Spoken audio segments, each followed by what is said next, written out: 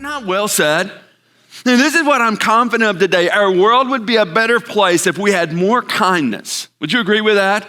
And we as followers of Jesus have the opportunity to bring that kindness to our community and to our world. We have the opportunity to live out a radical kindness that becomes a living testimony of the presence and the reality of Jesus Christ. And there's a great story that comes out of the history of New York City where Mr. LaGuardia served as mayor of the city. One bitterly cold night, January 1935, the mayor showed up at night court at one of the poorest wards in the city. And the mayor dismissed the judge for the night, and he took over the bench for himself. Within a few moments, as the story goes, there was this tattered old woman who was brought before him, and she was charged, this was what she was guilty of, stealing a loaf of bread.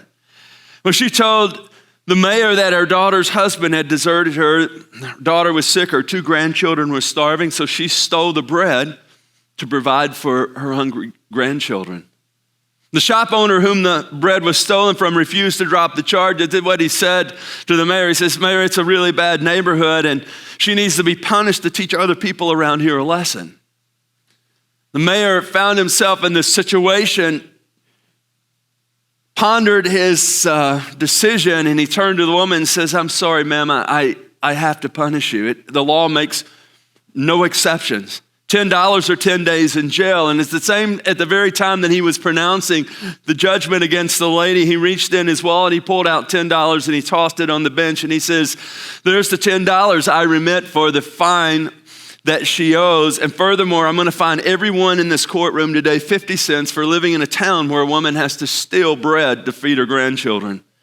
And Mr. Bailiff, I want you to collect fines from everyone in the courtroom. The grandmother that day left the courtroom with $47.50. And 50 of those cents came from the red-faced store owner from which it had been stolen from. And at that point, as the story goes, everyone in the courtroom stood and applauded the mayor for his radical kindness.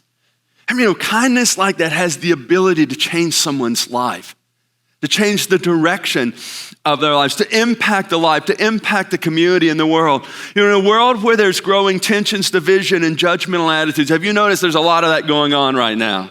A lot of this cancel culture stuff happening. We as Christ followers are called to live out this radical kindness, a kindness that reveals the love and grace of God, a kindness that breaks down walls and builds bridges, a kindness that reveals the reality of Jesus Christ in our lives.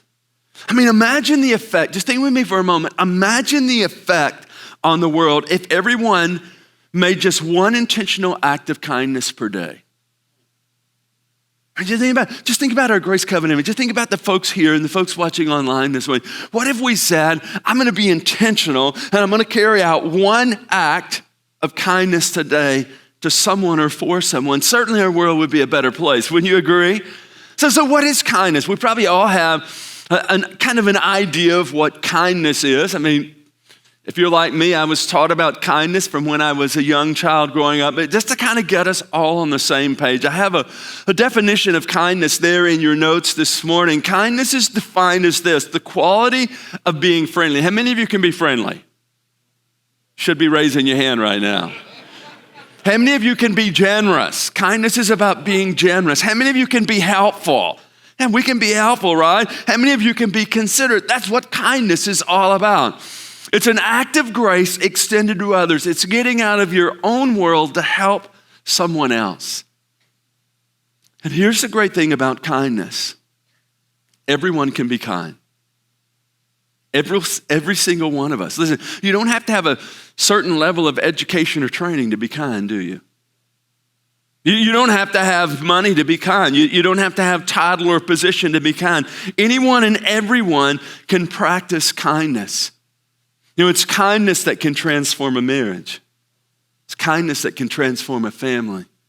Kindness that can transform a community, a workplace.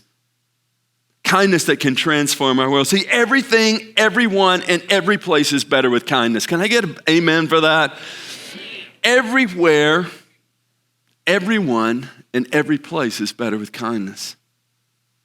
Dr. Seuss who brings some great insight on life, said it well. He says, unless someone cares a whole awful lot, nothing's going to get better. It's not.